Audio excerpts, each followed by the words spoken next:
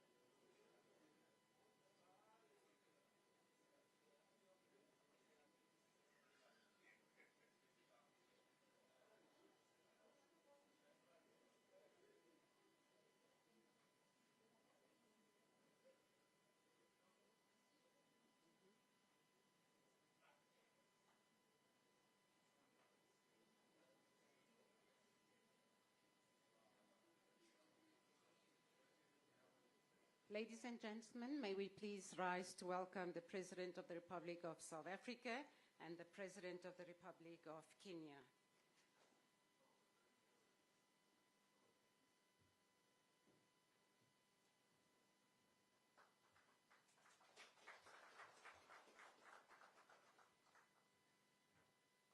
You may be seated.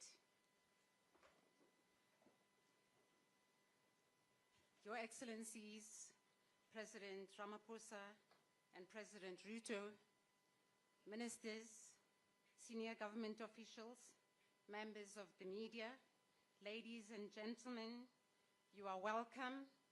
Karibu sana. Your Excellencies, we will now commence with the official proceedings of the signing ceremony between the Republic of South Africa and the Republic of Kenya. Your Excellencies, 6 memorandum of understandings between the Republic of South Africa and the Republic of Kenya, respectively, will be signed today. Your Excellencies, and I have the honor to call upon the signatories of the first agreement to be signed, Minister Lamula and Minister Kinyayu. Ministers, please, protocol. The agreement to be signed is a memorandum of understanding on facilitation of trade through cooperation in the areas of standardization, technical regularization, conformity assessment, accreditation, and metrology.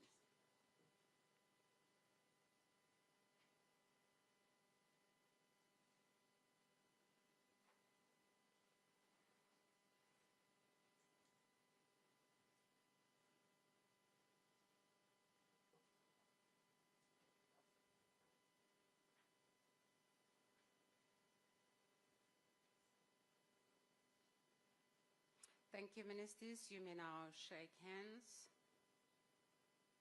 and exchange your agreements.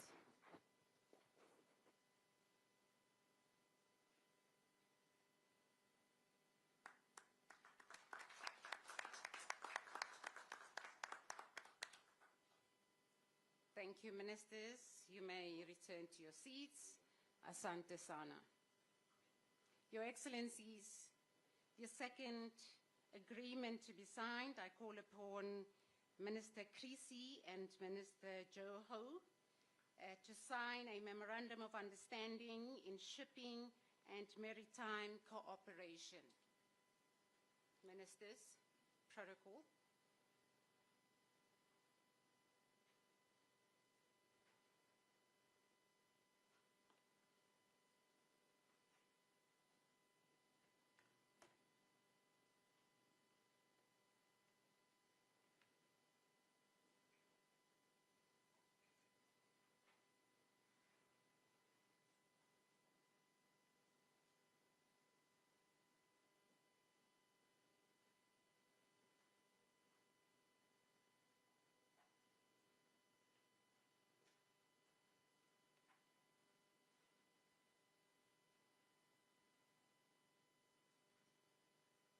Thank you, Ministers.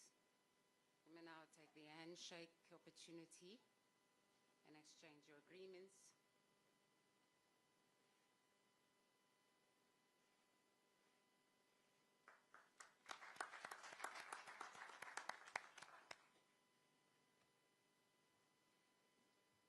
Your Excellencies, I have the honor to request Minister Lamula again and Minister Cheptumo to sign the Memorandum of Understanding in the promotion of partnership on gender equality and women empowerment. Ministers.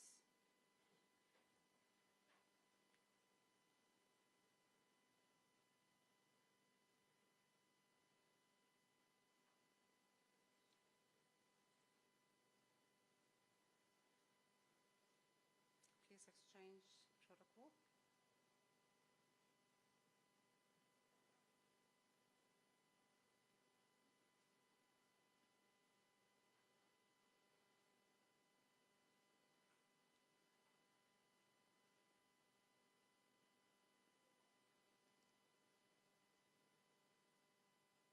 Thank you. Congratulations, Ministers.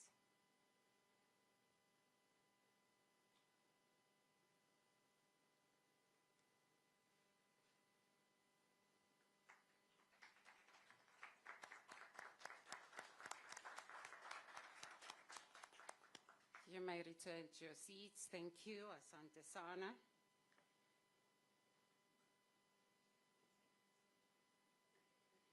Your Excellencies, the fourth agreement, I have the honor to request Minister Manamela and Minister Ogamba as the signatories to sign the Memorandum of Understanding on Cooperation in the fields of technical and vocational education and training. Ministers.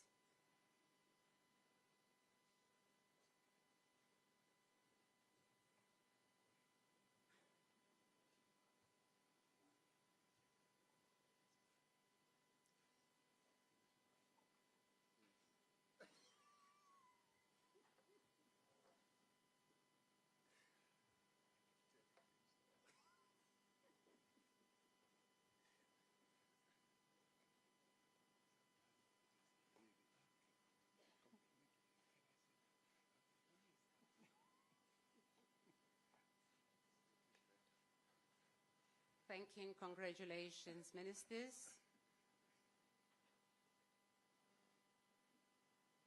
The handshake, thank you. Thank you, Ministers. You may return to your seats.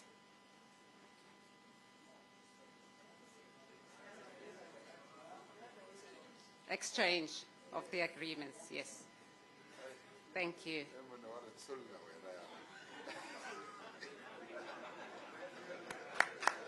Thank you. Congratulations, Ministers. Protocol. Your Excellencies, the fifth agreement, I now have the honor to request Minister Nyonso and Minister Cheptumu again as signatories to sign the Memorandum of Understanding in the field of arts, culture and heritage. Ministers.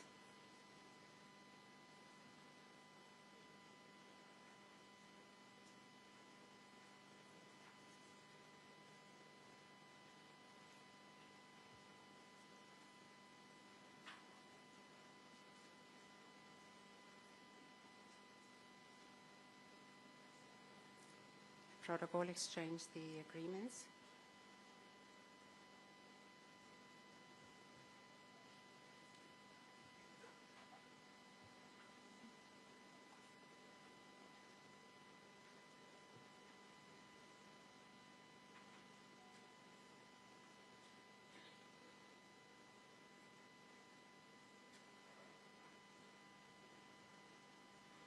Thank you and congratulations, Ministers.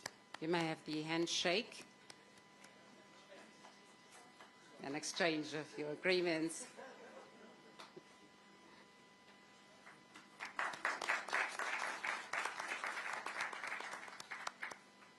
Thank you, Ministers. Your Excellencies, I respectfully ask Minister Nyonso to remain again as a signatory to the last agreement with Minister Joko. And this is the agreement, Memorandum of Understanding in the field of sports and recreation. Ministers.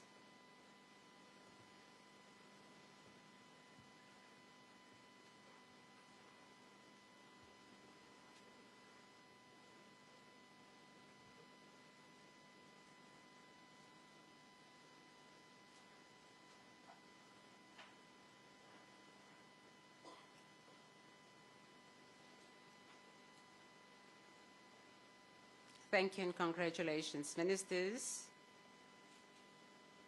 You may exchange and the handshake.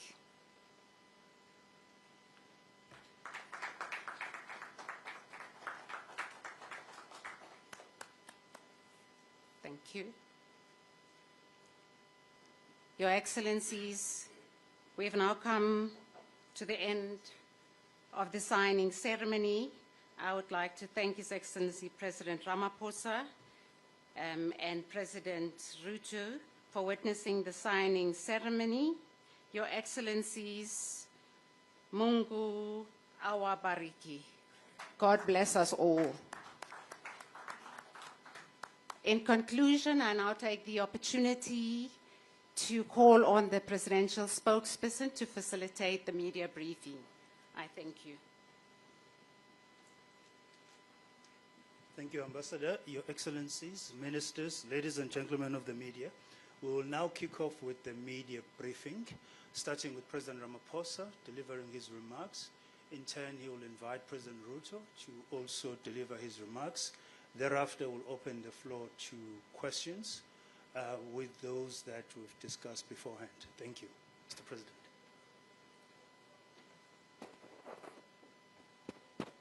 Thank you. Is it on? I don't have to switch it on, right? Okay. Thank you, Mr. Magwenya. Your Excellency, President William Ruto, President of the Republic of Kenya, and ministers from Kenya and South Africa, ambassadors and high commissioners who are here present, and members of the media, and senior officials in both our two governments. This morning we were privileged to warmly welcome His Excellency President Ruto and Mrs. Rachel Ruto, together with my wife, who have accompanied, or who are accompanied by the delegation from Kenya. Our countries enjoy long-standing ties of friendship, solidarity, and cooperation over many years. These ties are rooted in our shared history, our common aspirations for African development, and our mutual commitment to peace, democracy, regional integration, and multilateralism. Kenya remains one of South Africa's most important strategic partners in East Africa and on the continent more broadly.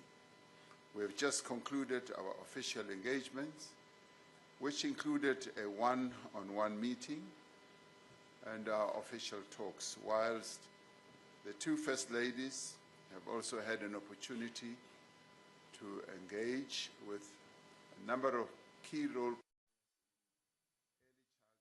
development. They visited a center like that in Mamelodi and will be reporting back to us on their experience this morning. Later today, we will address the Kenya-South Africa Business Forum, the Memorandum of Understanding that have just been signed, as we all witnessed, provide a legal framework to further expand our cooperation, a cooperation that continues to deepen each time our officials and our ministers engage with each other. During our negotiations and exchanges, we extensively reflected on our bilateral relations. We have expressed satisfaction at the current state of our relations, which is coordinated through the Joint Commission for Cooperation at the level of our two foreign ministers. Our economic partnership is one of the most strategic pillars of our bilateral cooperation. Kenya remains South Africa's largest trading partner in East Africa, and it is also an important destination for South African investment on the continent. Leading South African companies have made significant investments in Kenya in sectors such as pharmaceutical services, retail and financial services, information and telecommunications, manufacturing, business services, and infrastructure development. South Africa's development finance institutions, such as the Development Bank of Southern Africa, alongside private financial institutions, are increasingly expanding their footprint in Kenya, particularly in renewable energy, infrastructure, and private sector development. We equally welcome the growing participation of Kenyan businesses in the South African market and the strengthening of commercial linkages between East and Southern Africa. But as South Africa, we want to see more Kenyan businesses investing in our market, and we want to see more Kenyan goods being on the shelves of our country, our shops in South Africa. The African Continental Free Trade Area Agreement provides a very unique opportunity for our two countries to further increase trade relations. In January 2024, I was pleased to witness the first shipment of exports from South Africa to Kenya under the African Continental Free Trade Area Preferential Agreement. President Ruto and I agreed that the Africa Continental Free Trade Area must serve as a catalyst for inclusive growth, industrialization, and job creation for our peoples. It should facilitate development of regional value chains and support African manufacturing and create greater opportunities, particularly for young people, for women, and for entrepreneurs across our continent. Our economic relations are coordinated through the South Africa-Kenya Joint Trade Committee, which met last month. The Joint Trade Committee reaffirmed the importance of promoting a more balanced and a mutually beneficial economic partnership through increased investment, industrial cooperation, skills transfer, technology exchange, and support the value addition and manufacturing in both economies. South Africa is keen to continue exploring opportunities for cooperation in infrastructure development, in logistics, in transport, in energy and related sectors. And South Africa appreciates Kenya's key role as a gateway to East Africa and as one of the leading voices on matters of peace, security, and development on the continent. We reaffirmed our shared commitment to strengthening the African Union and its institutions and ensuring that Africa speaks with one voice in addressing continental and global challenges. And in this regard, we appreciated and thanked the important role that President Ruto is playing to strengthen the African Union through the various reforms that must be concluded to make the African Union stronger and to make it much more effective. As vibrant democracy with deep constitutional traditions, South Africa and Kenya remain committed to the principles of good governance, of accountability, inclusive development, and the respect of the rule of law. In this regard, I conveyed my best wishes to President Ruto and the people of Kenya as they continue for the country's preparations towards the 2027 elections. I also wish to extend my heartfelt congratulations to you, Your Excellency, and the Republic of Kenya for being among the 3 nations chosen to host the Africa Cup of Nations next year, alongside Uganda and Tanzania. This is truly a proud and historic moment for East Africa. This state visit has further strengthened the bonds of friendship and cooperation between our two countries. It has, in my view, laid a much firmer foundation for deeper collaboration in trade, in investment, in industrialization, and infrastructure development, skills development, and the regional integration that we so yearn to see. Together, South Africa and Kenya will continue to work to advance the prosperity of our peoples and contribute to the realization of the African Union's Agenda 2063 vision and an integrated, peaceful, and prosperous continent. So we thank you once again, President Ruto, for having taken time out of your busy schedule to come to South Africa for a state visit, which we hope you are enjoying immensely, particularly our hospitality. Our hospitality is second to none, as you well know, as yours is also second to none. So thank you for coming to the most beautiful country on the African continent. Together with Kenya, there are no other two countries that are as beautiful as our two countries. So thank you for being here. Thank you.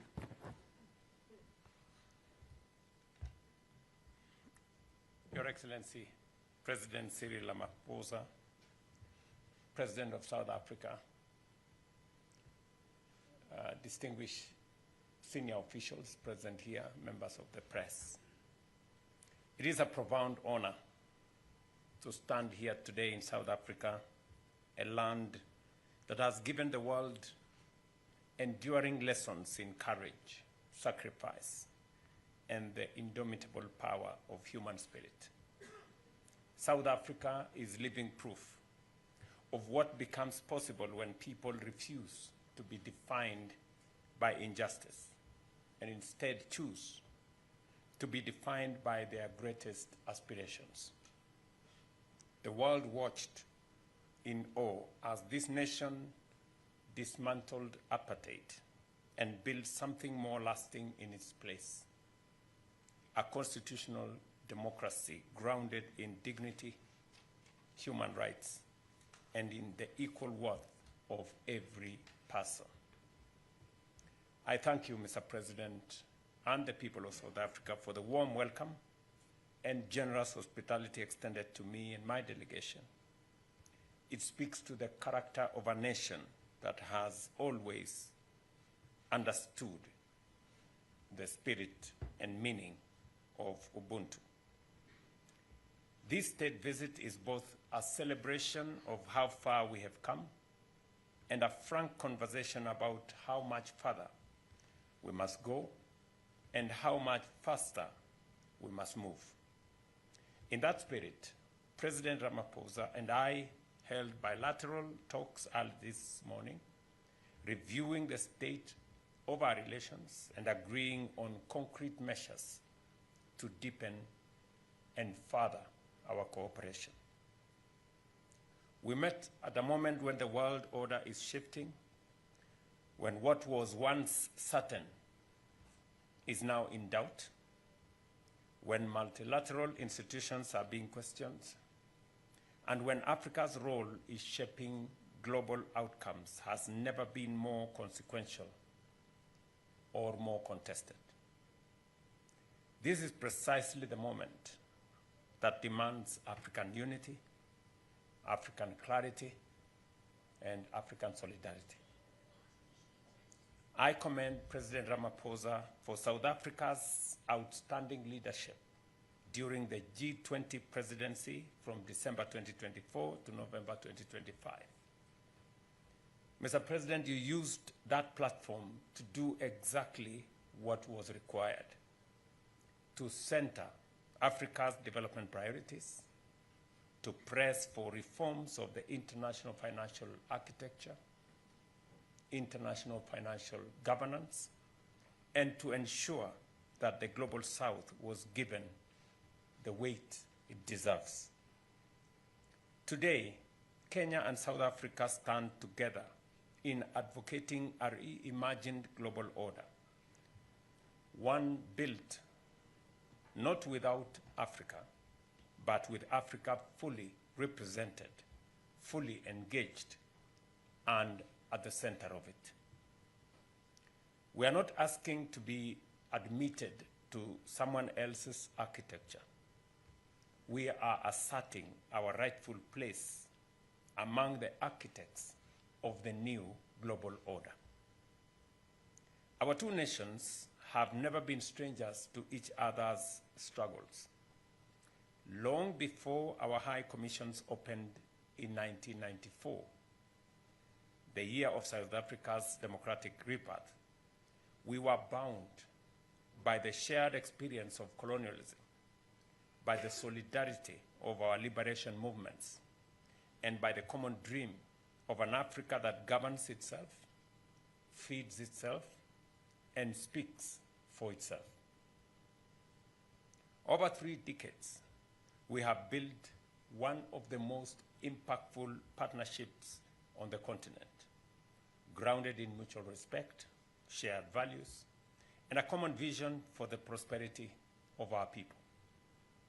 That partnership was institutionalized through the Joint Commission for Cooperation in 2007, and today we have directed that the second session of the JCC convenes as scheduled following this visit. We further welcome the ongoing work to elevate the Commission into a strategic partnership framework, a stronger, more comprehensive foundation for the years to come.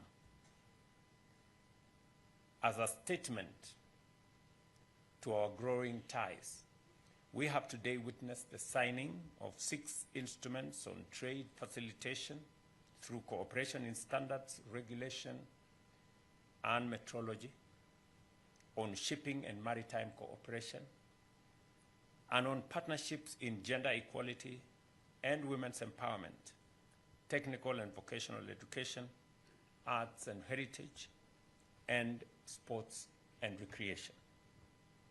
On trade and investment, we noted with satisfaction the upward trajectory of our bilateral trade, which grew from US $590 million in 2024 to $650 million in 2025, an increase of $60 million or more than 10% in a single year. This momentum must not only be sustained, but we must also accelerate. We acknowledge that real obstacles still remain, including tariff and non-tariff barriers, limited market access, and regulatory constraints.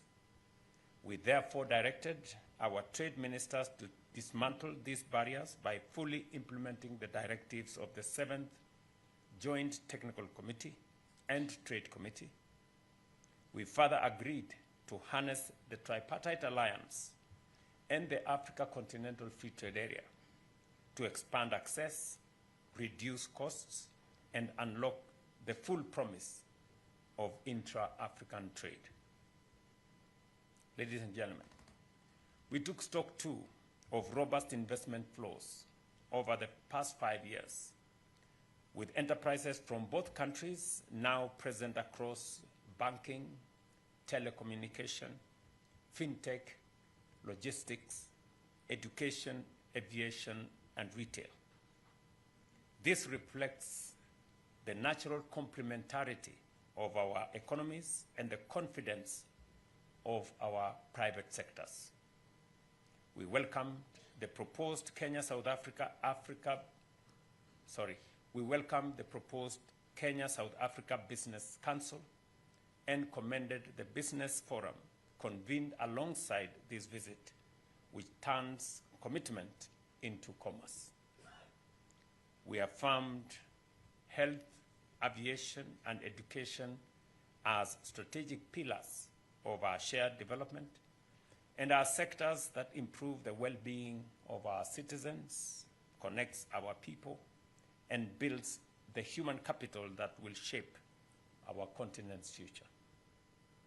We commended the visa-free regime in place since 2023, which has measurably boosted tourism, trade, and cultural exchange between our 2 countries, and committed to resolving the outstanding challenges that remain. We were briefed in the earlier meeting that in 2025 alone, 58,000 arrivals were recorded from Kenya, signaling very robust engagement between our 2 countries. Today, during our bilateral discussions, the Ministry of Tourism of South Africa informed us that Kenyans visiting South Africa have increased by 18.7%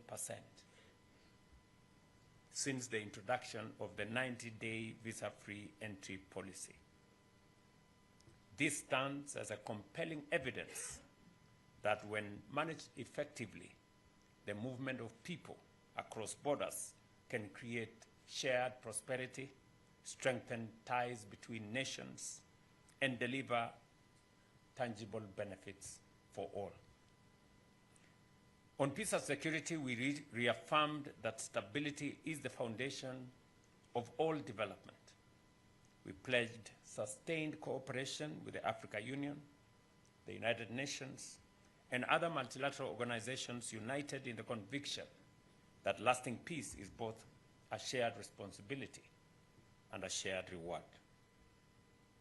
As two of Africa's most influential voices, South Africa and Kenya are determined that our continent should shape global outcomes and not merely respond to them.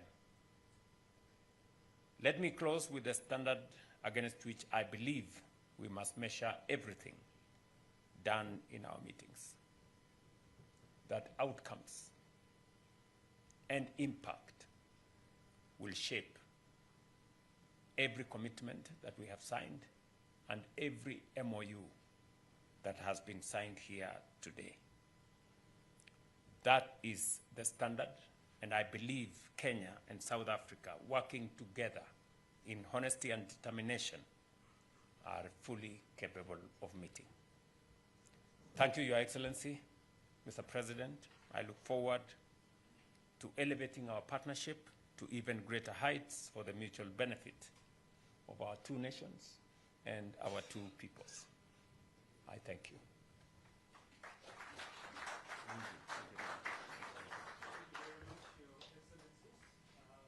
We will now open the floor to questions. I'm going to take first two questions, Tando, and take Zeneki from Newsroom.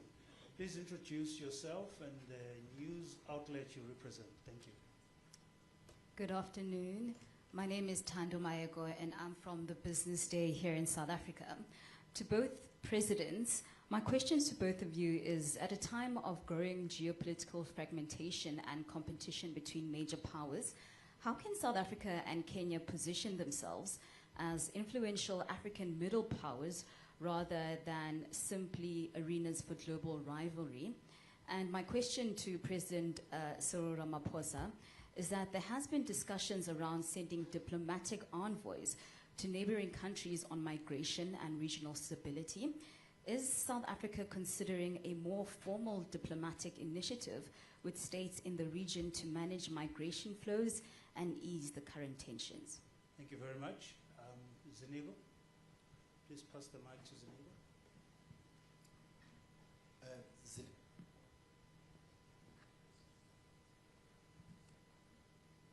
Zenigo Mhlaba from Newsroom Africa.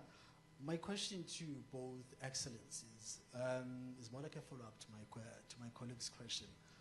Considering the current geopolitics that are taking place, how important is solidifying African voice through the two regional powerhouses, considering that Kenya and South Africa enjoy different geopolitics in terms of relations, South Africa leaning more towards Asia, and I would say President Ruto leading towards more of the American stance. Going forward, especially towards the G7 summit, which you'll be attending, how important is finding a common ground, but also championing a common agenda of the African continent towards that G7? Yeah, I think that's about it for now. Thank you very much. Your Excellencies will take those first two, starting with President Ramaphosa. Thank you. Well, thank you very much, Mr. Magwenya.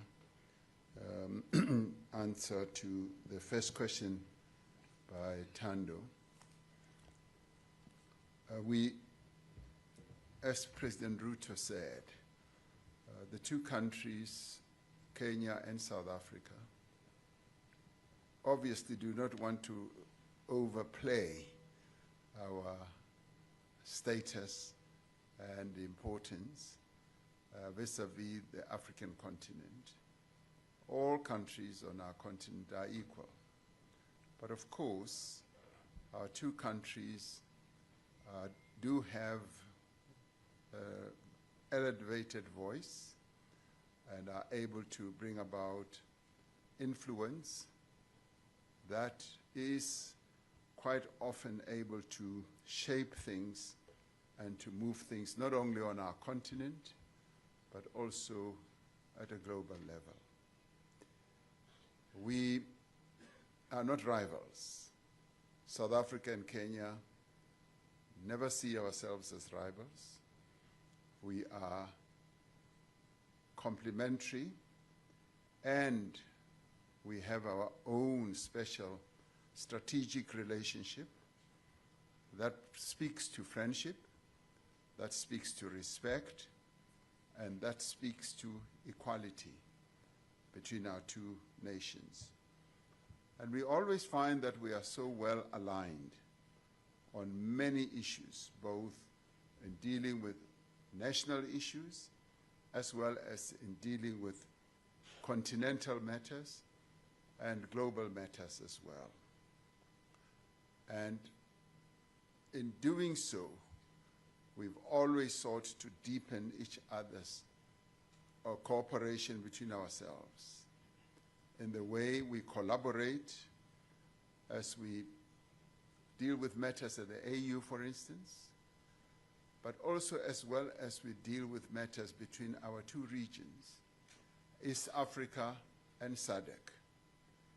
And when there were problems, for instance, in the DRC, it was the two regions, the two countries that fostered the whole quest for peace and the resolution of the conflict in the DRC. I found that working together at close range like that between South Africa and Kenya, we were able to see eye to eye on a number of issues. Kenya is playing a very important role in seeking to resolve the challenges that the Sudan is facing. South Africa plays an important role in seeking to resolve the challenges in South Sudan.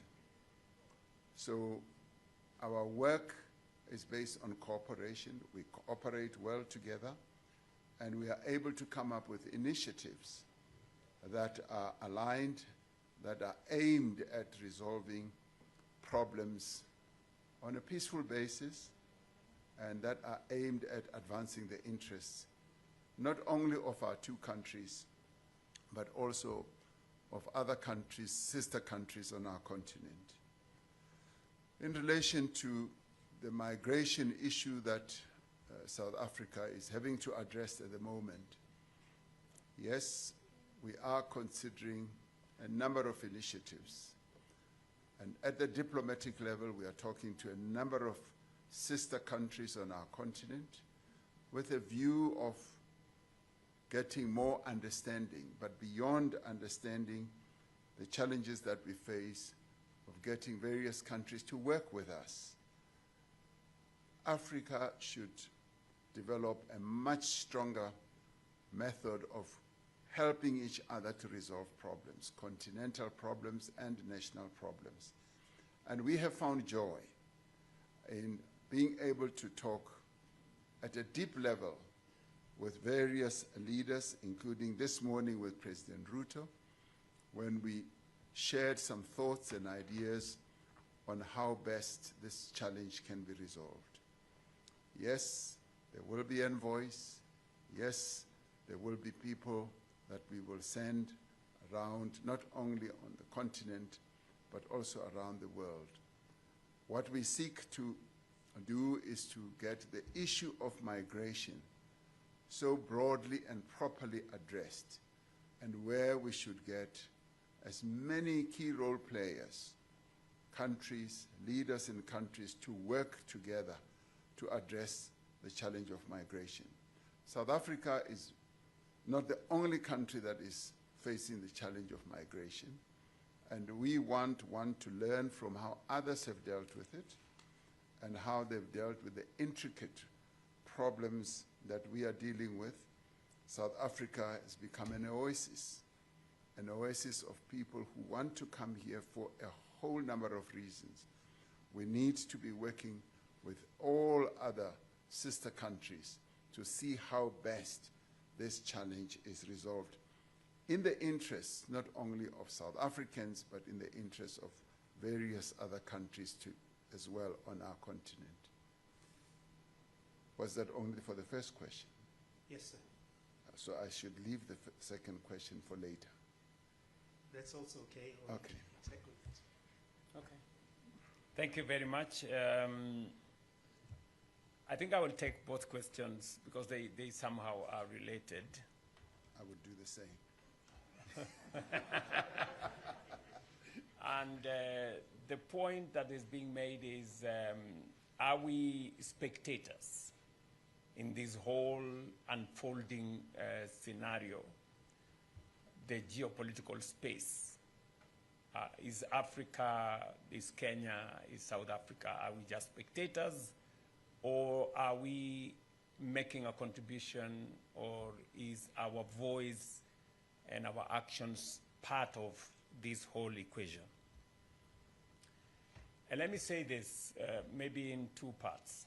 Number one, it is our very considered view, working as people from the African continent, that for a very long time, you know, our voice, our ideas, our proposals did not find its way to the forum or fora that then would influence global discourse.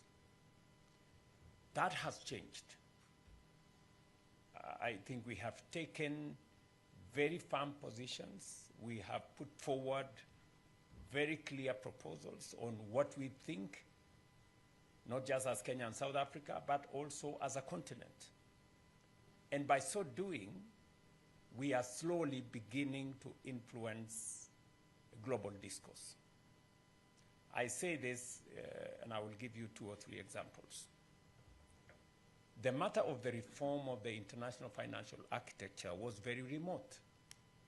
Many people did not believe that there was a problem on how the Bretton Woods institutions, how access to affordable financing, how countries were treated in terms of credit rating, and how that significantly undermined Africa's development.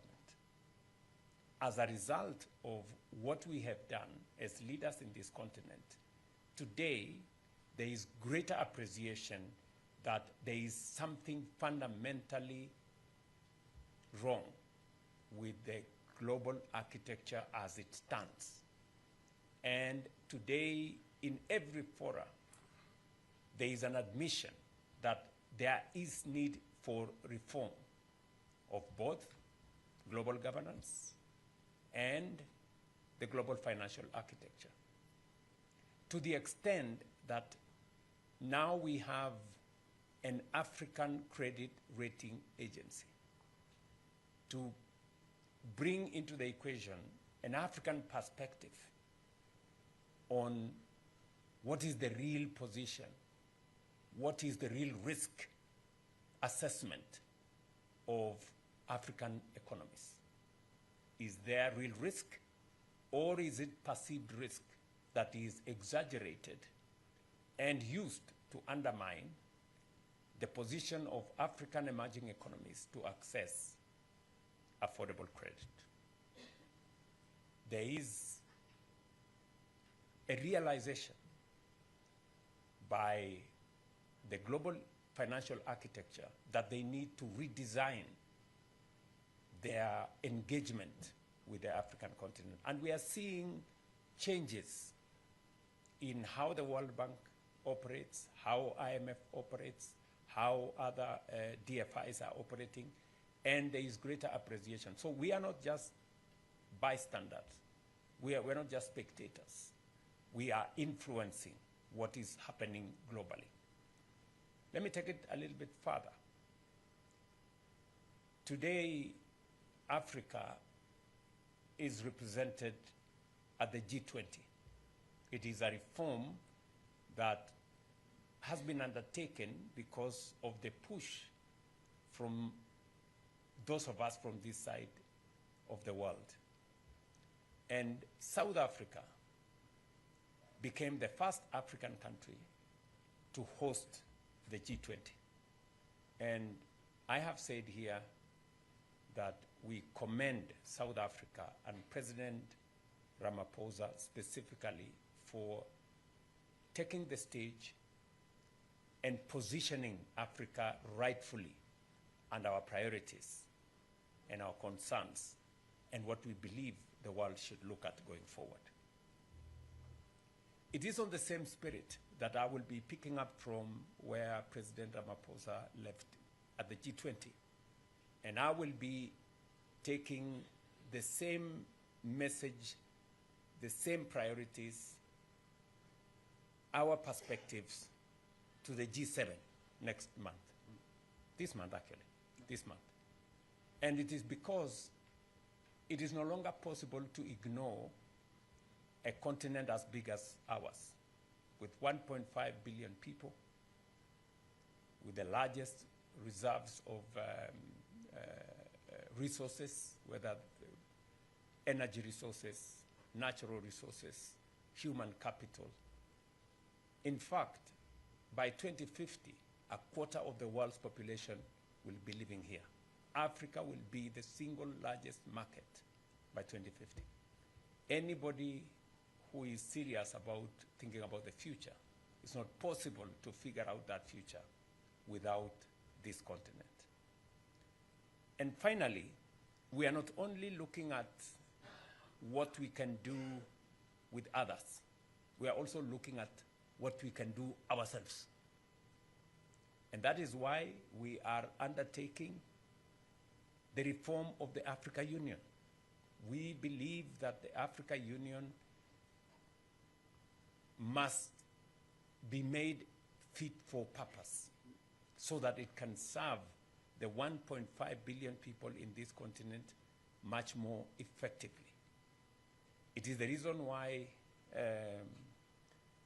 I was assigned by my colleagues the responsibility to work on the reform of the organs and institutions of the Africa Union. It is one of the topics that I discussed with President Ramaphosa, especially on matters to do with financing the Africa Union. They say, he who pays the piper calls the tune.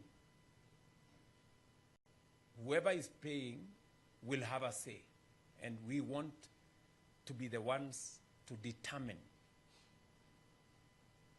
the course of the Africa Union, the way to the future for our continent, by making sure that we mobilize resources to reform our union, to make it effective, and to make it fit for purpose. And we are looking even further. At the meeting we had in Nairobi of the Africa Forward, we are looking at how do we mobilize resources that are available in our continent. How do we better deploy those resources? For example, discussing with African DFIs, there is $4 trillion in our continent.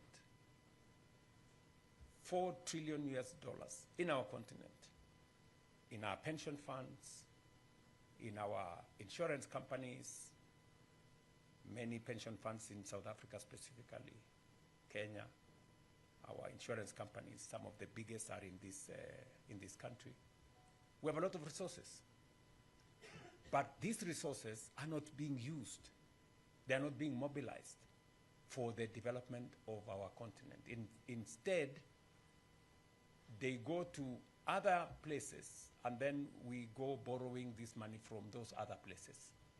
What we are saying is that we need our DFIs in the continent to mobilize these resources and make it available, make these resources available for the development of our continent, so that we build structures that will make it possible for us to deploy pension fund resources, insurance fund resources in driving public infrastructure development.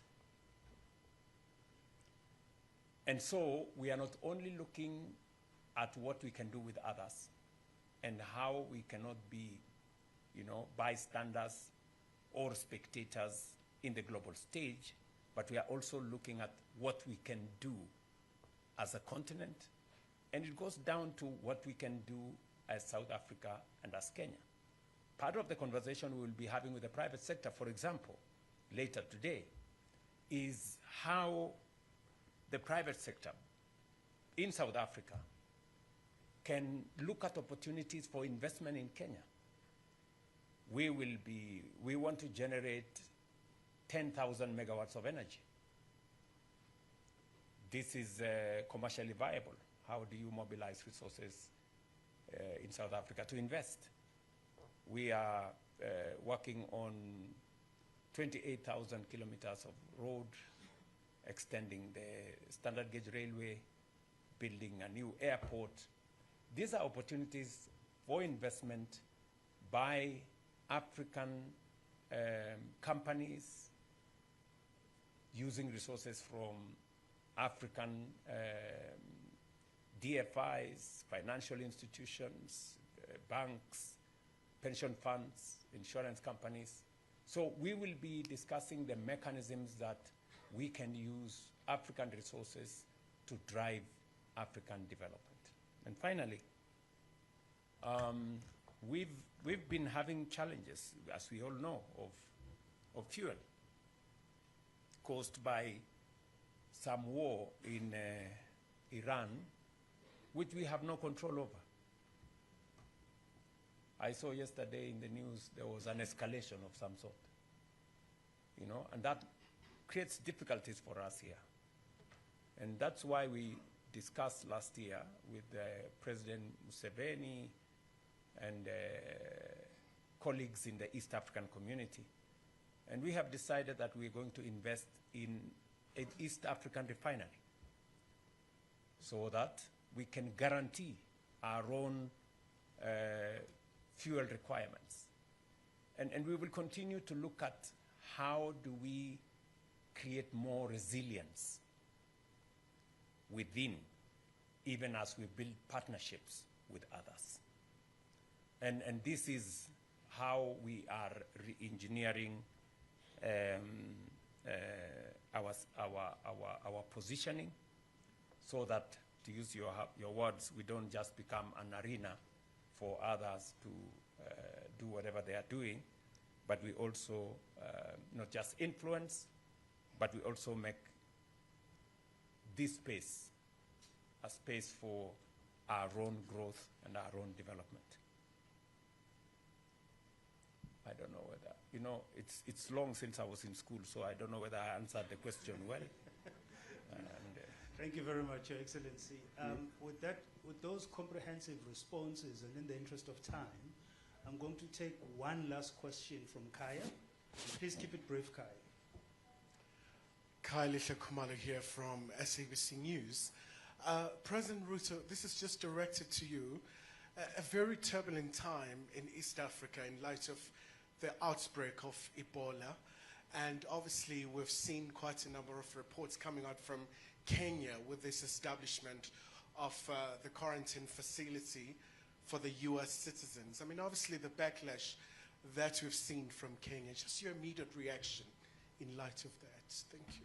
Thank you, Kaya.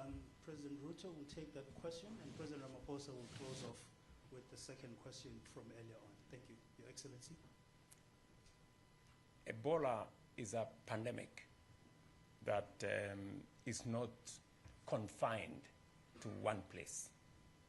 And just for context, there has not been a single reported incident of Ebola in Kenya, just for context. Yes. So the big debate is going on, but that is the correct position. Number two, the Ebola situation in Eastern DRC is a source of concern for any country, including Kenya, that is mindful of matters health of its citizens. And the responsible thing to do when there is reports of such high-level infectious outbreak in a region where we have thousands of citizens, Kenyan citizens in DRC. We have soldiers in DRC. The most responsible thing to do is to prepare for any eventuality. And that is what Kenya has done. We have prepared ourselves adequately. We have taken command of all our entry points. We are doing testing of every person coming into Kenya from anywhere near that region. We are testing close to between 2,000 and 3,000 people from all our entry points every day. We have mobilized resources, testing kits, reagents, and all manner of people. We have trained thousands of staff, health staff, to be able to handle that situation.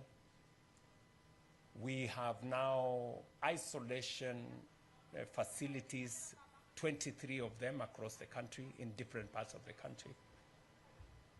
And one of the facilities that has now raised a bit of controversy is the facility we agreed to set up in conjunction with the Americans in one of our military air bases. And why have we done that? We have a huge American military contingent in Kenya, number one. Number two, we have set up the 23 other isolation places in Kenya with the support of friends, among them the Americans, our own resources, but also with the support of Americans. The American government has supported us in this Ebola setup infrastructure, health infrastructure, to the tune of 1.8 billion Kenya shillings. And they did make a request to us to, in the process of setting up all the other facilities, to also set up one where they can use in the event that their citizens, their soldiers, some of them in Kenya or from elsewhere, if they are in a situation, then they can use that facility. For context again, even if the Americans had not set up that facility at the military base, if there was any American in Kenya, we would take them to a Kenyan facility. We would not throw them out, because the Constitution of Kenya tells us that we are responsible for the health of the citizens of Kenya, including those who are in Kenya at any one time. So what you see as a debate in Kenya is lack of information. You know, people who may not have enough information to understand what we are doing. If we don't prepare and a situation occurs, we would have to answer much more difficult questions than the ones we are answering now. The questions we are answering now are simpler. They are easier. But if we were answering questions when people are sick and we haven't prepared enough, then we would be answering much more difficult questions. Where were you? What were you doing? What did you do? You knew there was a pandemic. You didn't do nothing. You know? What we are answering, the questions we are answering now is that we are prepared too much. And we are prepared for even our friends. And you see, I ask the people of my great country that the American people and government have been partners with us on matters health for close to 25, 30 years. PEPFAR and all the other funds.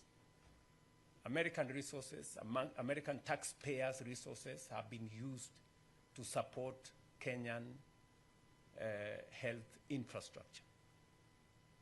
It would be most unfortunate if on one request by the Americans to set up a facility at their cost, we would refuse. We would look very inhuman, you know. So the debate here is not about whether to set it up or not. The debate is, are we doing the right thing? Are we not? And I can tell you without fear of any contradiction, and I can look at everybody in the eye, Kenyan, including yourself, and tell you we are doing the right thing. Thank you. Mr. President? Well, thank you very much. Let me just comment on this whole initiative on Ebola. And Ebola, clearly, as President Ruto has said, it's a pandemic. It's a pandemic that should concern all of us on the African continent.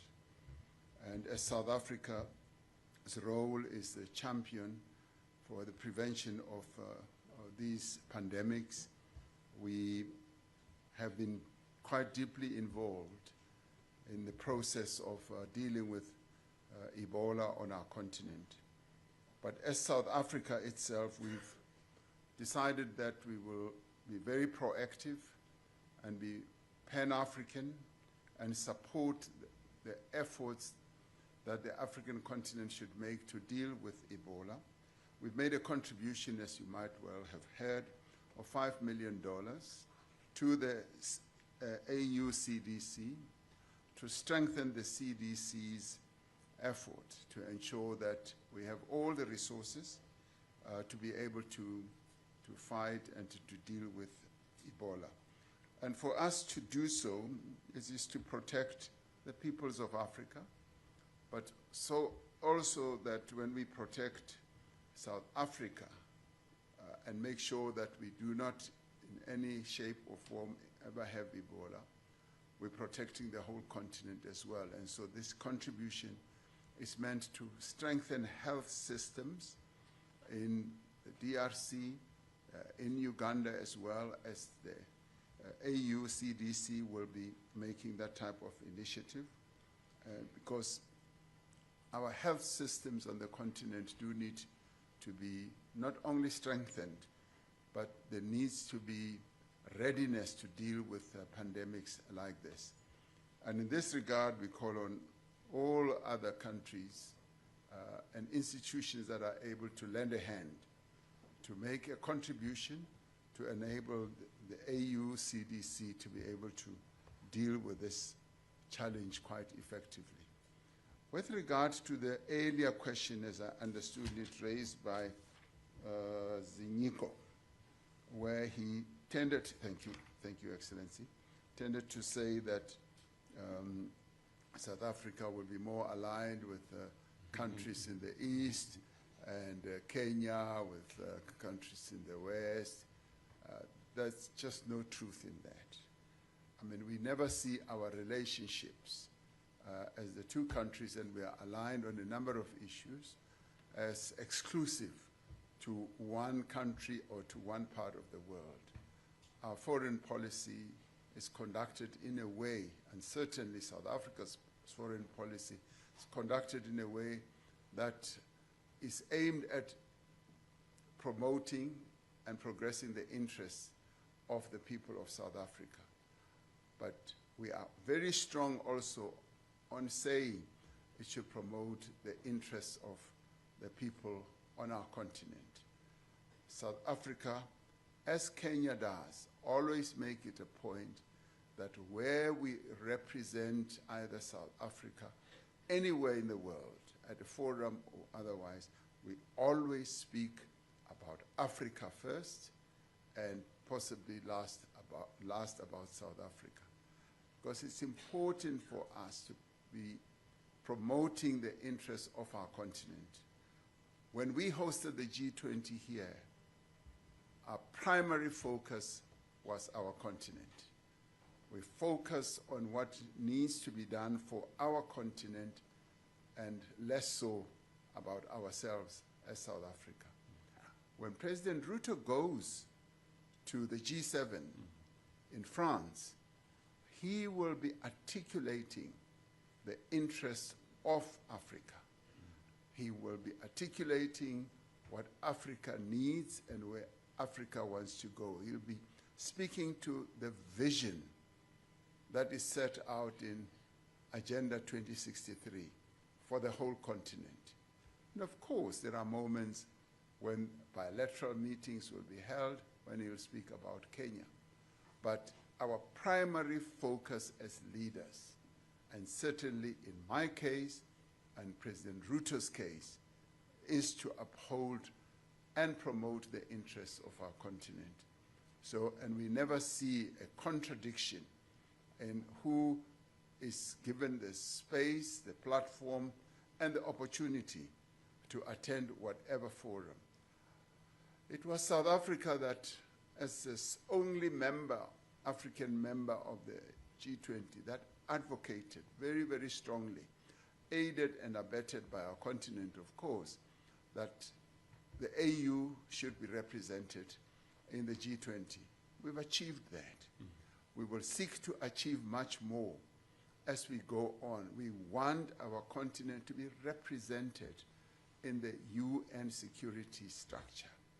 And we want, as President Ruto said, the global financial institutions to also be responsive to our call that those institutions should be more representative, which they are not. And that message is sinking in, and it is sinking in through the influence that countries such as Kenya, South Africa, and many others on our continent are bringing to bear to these global arguments. And correctly so, we have chosen not to be spectators. And we have also chosen not to be quiet. So we are noisy Africans. And we will always be noisy, very, very noisy on African issues on the global stage. You will listen to him when he speaks at the G7. His voice will even be more elevated, better than today, because we are going to be very noisy when we get there. Thank you very much. Let me, Mr. President, just so that these people understand. Yes. South Africa and Kenya are neither looking east nor are we looking west. We are looking forward. That's it. Thank you. Thank you very much, Your Excellencies. On that forward note, we've come to the end of our media briefing. Thank you very much.